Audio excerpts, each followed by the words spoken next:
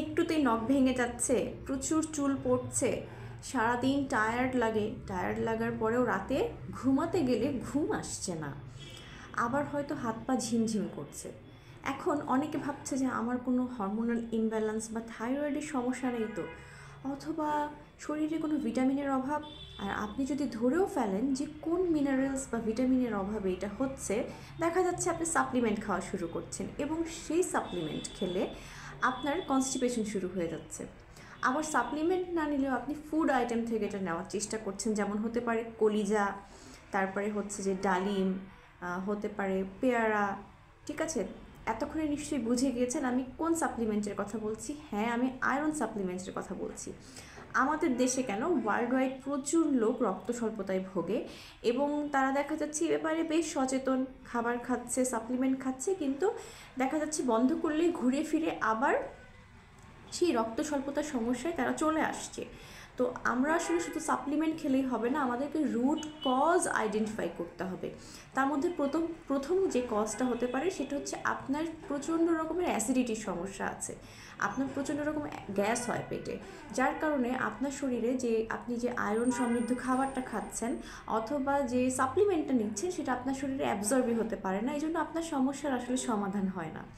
2 নম্বর যে কজ সেটা হচ্ছে যে আপনার প্রায় বিভিন্ন রকমের ইনফেকশন হয়, ধরেন এই যে কানে ব্যথা, আমাদের গলায় ব্যথা, ঠিক আছে, বা ইউরিন ইনফেকশন। হ্যাঁ, এগুলো খুব কমন ইনফেকশন আমাদের দেশে।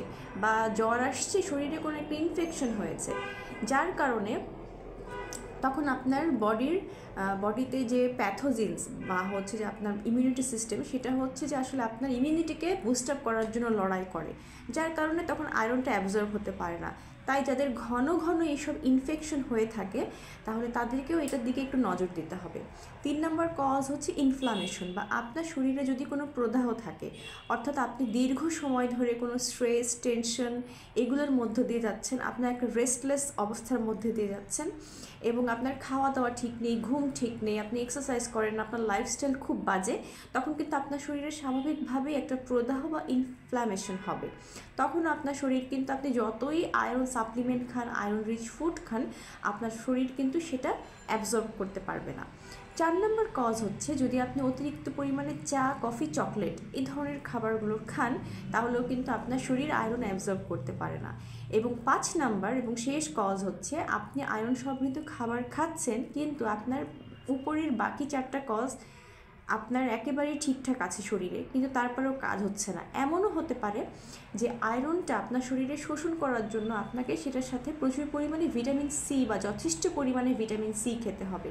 অর্থাৎ আপনি আয়রন খাচ্ছেন, আপনার প্রত্যেকটা ফ্যাক্টর ঠিক আছে, কিন্তু আপনি ভিটামিন সি খাচ্ছেন না, যার কারণে, বা ভিটামিন সি এর স্বল্পতা রয়েছে আপনার শরীরে, যার কারণে আয়রনটা অ্যাবজর্ব হচ্ছে না।